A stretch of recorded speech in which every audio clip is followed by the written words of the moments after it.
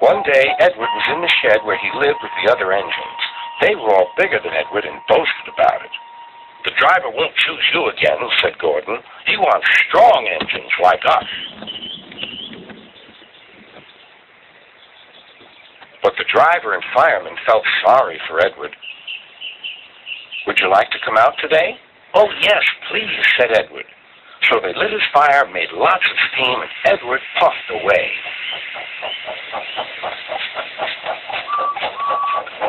The other engines were very cross at being left behind.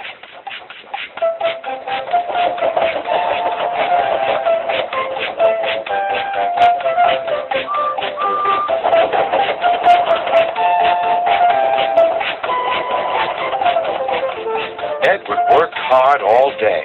The coaches thought he was very kind, and the driver was very pleased.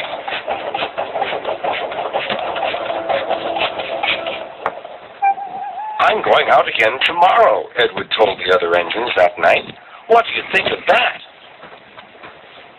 But he didn't hear what they thought, for he was so tired and happy that he fell asleep at once. Next morning, Edward woke up to find nothing had changed. Gordon was still boasting.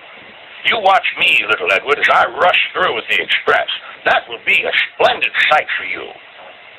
Goodbye, little Edward. Look out for me this afternoon."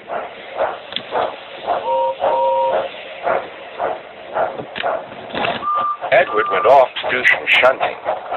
He liked shunting. It was fun playing with freight cars. He would come up quietly and give them a push.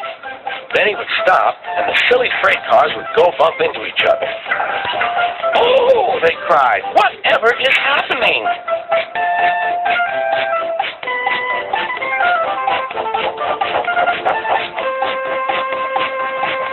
Edward played till there were no more freight cars. Then he stopped to rest. Presently, he heard a whistle. Gordon was cross.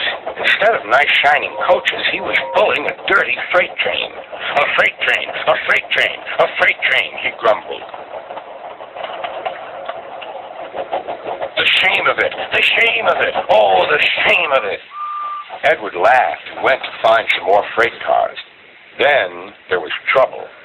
"Gordon can't get up the hill," the porter called to Edward's driver. "Will you take Edward and push him, please?" They found Gordon halfway up and very cross. His driver and fireman were talking to him severely. "You're not trying." "I can't do it," said Gordon. "The noisy freight cars hold an engine back so." Edward's driver came up. "We've come to push."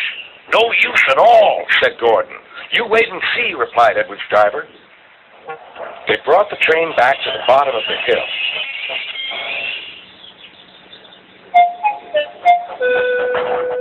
"I'm ready," said Edward. "No good," grumbled Gordon.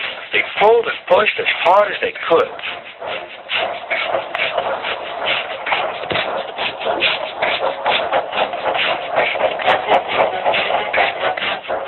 "I can't do it! I can't do it! I can't do it!" puffed Gordon. "I will do it! I will do it! I will do it!" puffed Edward.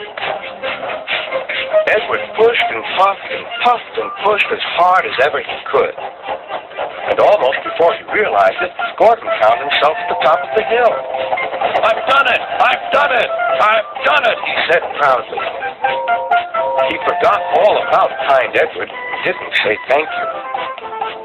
Edward was left out of breath and far behind, but he was happy because he had been so helpful. At the next station, he found that the driver and fireman were very pleased with him. The fireman gave him a nice long drink, and the driver said, "I'll get out my paint tomorrow and give you a beautiful coat of blue with red stripes. Then you'll be the smartest engine in the shed."